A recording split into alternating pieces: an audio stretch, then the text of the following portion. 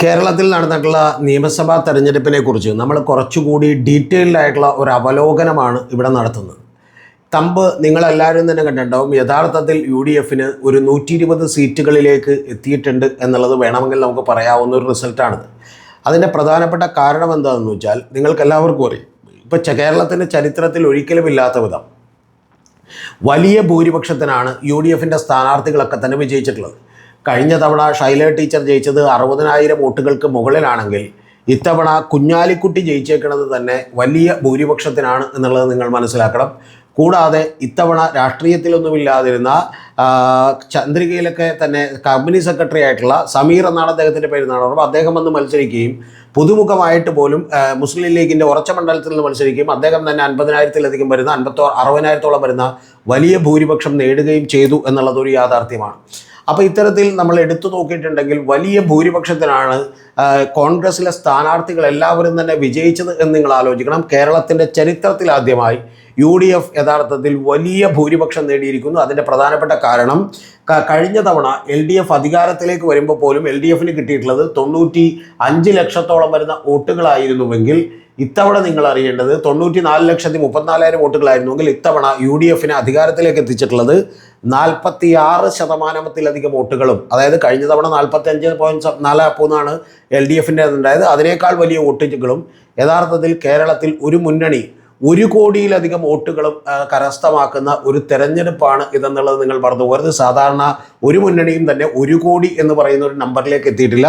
ഇത്തവണ നമുക്കറിയാം ഏതാണ്ട് 2 കോടി ആളുകളോളമാണ് 2,15,63,574 വോട്ടുകളാണ് ഉണ്ടായിട്ടുള്ളത്. അതിൽ ഏതാണ്ട് 1 കോടിയോളം വരുന്ന 46-47% വരുന്ന വലിയ വോട്ടാണ് കിട്ടിയത് എന്നുള്ളത് മറന്നു പോകരുത്. ഇത് പറയുമ്പോൾ പോലും വലിയ ഭീകരമായിട്ടുള്ള പരാജയമാണ് ഉണ്ടായിട്ടുള്ളതെന്ന് പറയാൻ കാരണം കഴിഞ്ഞ തവണ, അതായത് വലിയ നേട്ടമുണ്ടാക്കിയിട്ടുള്ള 2021 LDFൻ്റെ തെരഞ്ഞെടുപ്പിൽ പോലും ഇവർ തമ്മിലുള്ള വ്യത്യാസം എന്ന് പറയുന്നത് ഏതാണ്ട് ഒരു 5-6% താഴെയായിരുന്നു വ്യത്യാസം. അതുകൂടാതെ 12 ലക്ഷത്തോളം വരുന്ന വോട്ടുകൾ കൂടിയായിരുന്നു വ്യത്യാസം എന്നുള്ളത് നിങ്ങൾ മനസ്സിലാക്കണം. പക്ഷേ ഇവിടെ എന്ന് പറയുന്നത് വലിയ ശതമാനത്തിൻ്റെ വ്യത്യാസമുണ്ട്. 7%-ലധികം വരുന്ന വലിയ വ്യത്യാസം യഥാർത്ഥത്തിൽ ഈ പറയുന്ന 2 മുന്നണികളും തമ്മിലുണ്ട് എന്നുള്ളത് നിങ്ങൾ മനസ്സിലാക്കണം. കൂടാതെ കഴിഞ്ഞ തവണ ഇത്തവണ കിട്ടിയിട്ടുള്ളത് 37.66% LDFന് കിട്ടിയിട്ടുള്ളത്. അതേസമയം ഇവർക്ക് കിട്ടിയിട്ടുള്ളത് 47%-ഓളമാണ്. എന്ന് പറഞ്ഞാൽ ഏതാണ്ട് ഒരു 10%-അടുത്തുള്ള 9%-അടുത്തുള്ള വർധനവ് അല്ലെങ്കിൽ വ്യത്യാസം ഈ 2 മുന്നണികൾ തമ്മിലുണ്ട് എന്ന് മാത്രമല്ല 81,21,000 വോട്ടുകളാണ് LDFന് കിട്ടിയത്. എന്ന് പറഞ്ഞിട്ടുണ്ടെങ്കിൽ ഏതാണ്ട് ഒരു 19 ലക്ഷം വോട്ടുകളുടെ വലിയ വ്യത്യാസം യഥാർത്ഥത്തിൽ LDFും UDFും തമ്മിലുണ്ട് എന്നുള്ളത് നിങ്ങൾ മനസ്സിലാക്കണം. കഴിഞ്ഞ തവണ അത് 12 ലക്ഷമാണെങ്കിൽ ഇത്തവണ ഏതാണ്ട് 19 ലക്ഷത്തോളമുണ്ട്. അതേസമയം NDA നേടിയിട്ടുള്ള വോട്ടുകൾ എന്ന് പറയുന്നത് അവരുടെ ചരിത്രത്തിൽ അവർ കഴിഞ്ഞ തവണയൊക്കെ നേടിയിട്ടുള്ള വോട്ടുകൾ കൂടി ഞാൻ നിങ്ങളോട് പറയാം. NDAയുടെ കാര്യത്തിൽ അവർ നേടിയിട്ടുള്ള വോട്ടുകൾ എന്ന് പറയുന്നത് 2016 അവർ 30,20,886 വോട്ടുകൾ നേടിയിട്ടുണ്ട്. അതുപോലെ 2021 അവരുടെ വോട്ടുകൾ 4 ലക്ഷം കുറയാണ് ചെയ്ത് 26 ലക്ഷം വോട്ടുകളിൽ ഓടിയിട്ടുള്ളൂ.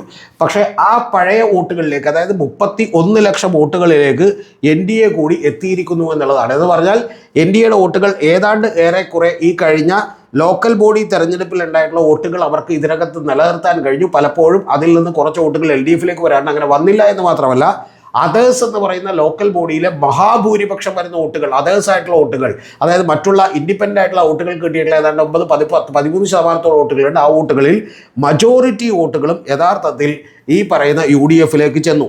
കാരണം ലോക്കൽ ബോഡി തെരഞ്ഞെടുപ്പിൽ ഈ ഏറ്റവും ഒടുവിൽ നടന്ന 2025 തദ്ദേശ സ്വയംഭരണ തെരഞ്ഞെടുപ്പിൽ 80,72,000 വോട്ടുകൾ എന്ന് പറഞ്ഞാൽ 81 ലക്ഷം എന്ന് കണക്കൂട്ട 81 ലക്ഷം വോട്ടുകളാണ് ആകെ UDFന് കിട്ടിയിരുന്നത്. എന്നിട്ടാണ് അവർ വലിയ വിജയം നേടിയത്. അതിനേക്കാൾ ഏതാണ്ട് 19 ലക്ഷത്തോളം വോട്ടുകൾ കൂട്ടാൻ UDFന് കഴിഞ്ഞു എന്നുള്ള ഒരു യാഥാർത്ഥ്യം എൻ്റെ പ്രിയപ്പെട്ട പ്രേക്ഷകർ എന്ത് ചെയ്യണം, മനസ്സിലാക്കണം. പക്ഷേ ഇത് പറയുമ്പോഴും പ്രതിപക്ഷം LDF അല്ലെങ്കിൽ ആകെ തകർന്നുപോയി എന്നൊരു അർത്ഥമാക്കേണ്ട ആവശ്യമില്ല. അതിന് ഞാൻ 2 കാര്യങ്ങൾ കൂടി നിങ്ങളോട് പറയാം. LDFൻ്റെ കാര്യത്തിൽ LDFനെ സംബന്ധിച്ചിടത്തോളം കഴിഞ്ഞ തവണ ലോക്സഭയിലേക്ക് അവർക്ക് കിട്ടിയത് കേവലം 65,90,000 വോട്ടുകളാണെന്ന് നിങ്ങൾ അറിയണം ലോക്സഭയിലേക്ക് 2024. അതുപോലെ 2019 അവർക്ക് കിട്ടിയത് 71,56,000 വോട്ടുകളാണ്. അതായത് 71.5 ലക്ഷം വോട്ടുകളാണ് 2019. 2024 അവർക്ക് കിട്ടിയിട്ടുള്ളത് 65 ലക്ഷം, 66 ലക്ഷം നമുക്ക് കിടക്കൂടെ, 65,90,000. അപ്പോൾ അതിനേക്കാൾ ഏതാണ്ട് 15 ലക്ഷത്തോളം വോട്ടുകൾ വർദ്ധിപ്പിക്കാനായിട്ട് അവർക്ക് കഴിഞ്ഞു എന്നുള്ളത് ഒരു യാഥാർത്ഥ്യമാണ്. അതായത് അവരുടെ പെർസെൻറ്റേജിൽ നിന്ന് 33%, 35%ത്തിൽ നിന്നൊക്കെ ഏതാണ്ട് ഒരു 37%, 37.5-38% വോട്ടുകൾ വർദ്ധിപ്പിക്കാൻ കഴിഞ്ഞ ലോക്സഭയിലേതുമായി ബന്ധപ്പെട്ട് നോക്കുമ്പോൾ അവർ കഴിഞ്ഞു എന്ന് പറഞ്ഞാൽ കഴിഞ്ഞ 2019, 2024 ലോക്സഭയിലെ നിലവാരത്തിലേക്ക് ഈ അസംബ്ലി തെരഞ്ഞെടുപ്പിൽ പോയില്ല. പക്ഷേ ഏതാണ്ട് അതിൻ്റെ അടുത്തേക്ക് തന്നെ LDFനെ കൊണ്ടുവരാൻ ഈ അസംബ്ലി തെരഞ്ഞെടുപ്പിലും അവർക്ക് കഴിഞ്ഞു എന്നുള്ളത് ഏറ്റവും പ്രധാനപ്പെട്ട കാര്യമാണ്. അപ്പോൾ അതിൽ നേരത്തെ ഞാൻ പറഞ്ഞതുപോലെ വലിയ പരാജയമാണ് ഉണ്ടായിട്ടുള്ളത്. അതിൻ്റെ ഏറ്റവും പ്രധാനപ്പെട്ട കാരണങ്ങളിലൊന്ന് നമ്മൾ എടുത്തു നോക്കിയാൽ തളിപ്പറമ്പിലും അതുപോലെ മട്ടന്നൂരിലും പയ്യന്നൂരിലും, മട്ടന്നൂരിൽ ജയിക്കുകയാണ് ചെയ്തത്, പക്ഷേ തളിപ്പറമ്പിലും പയ്യന്നൂരിലും ഇപ്പോൾ കുഞ്ഞികൃഷ്ണൻ ആണെങ്കിലും അതുപോലെ തന്നെ TK ഗോവിന്ദൻ മാസ്റ്റർ ആണെങ്കിലും ഒക്കെ തന്നെ വലിയ ഭൂരിപക്ഷത്തിന് അവിടെ ജയിക്കുന്നൊരു കാര്യമുണ്ടായി. എന്ന് പറഞ്ഞാൽ യഥാർത്ഥത്തിൽ CPMൻ്റെ അണികളും അവരുടെ പ്രവർത്തകരും അവരുടെ കുടുംബാംഗങ്ങളുമായിട്ടുള്ള ആളുകൾ വലിയ മാറ്റിക്കുത്തൽ ഈ ഭാഗത്ത് എന്ന് പറഞ്ഞാൽ വലിയ അവരുടെ വോട്ടുകൾ മാറിക്കുത്തി എന്നുള്ളതാണ്.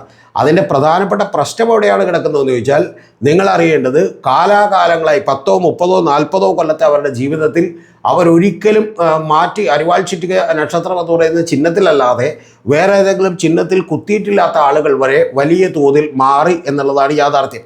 അപ്പോൾ അതെന്തുകൊണ്ട് മാറി എന്നുള്ളത് ഞാനിപ്പോൾ ഈ വീഡിയോയിൽ വലിയ ഡീറ്റെയിൽ ആയിട്ട് ഡിസ്കസ് ചെയ്യുന്നില്ല. പക്ഷേ പ്രധാനപ്പെട്ട ഒരു കാരണം കഴിഞ്ഞ പ്രോ സംഘപരിവാർ സോഷ്യൽ മീഡിയ ചാനലുകൾ, പ്രത്യേകിച്ച് യൂട്യൂബ് മീഡിയ ചാനലുകളൊക്കെ തന്നെ ഈ കേരളത്തിൽ ഉണ്ടാക്കിയിട്ടുള്ളൊരു പ്രചരണത്തിന് ഈ പറയുന്ന നമ്മുടെ പ്രിയപ്പെട്ട സഖാക്കളടക്കമുള്ള CPMൻ്റെ പ്രിയപ്പെട്ട സഖാക്കളടക്കമുള്ള ആളുകളൊക്കെ തന്നെ വശംവദരായി തീർന്നിരിക്കുന്നു എന്നുള്ളതാണ് ഒന്നാമത്തെ കാര്യം.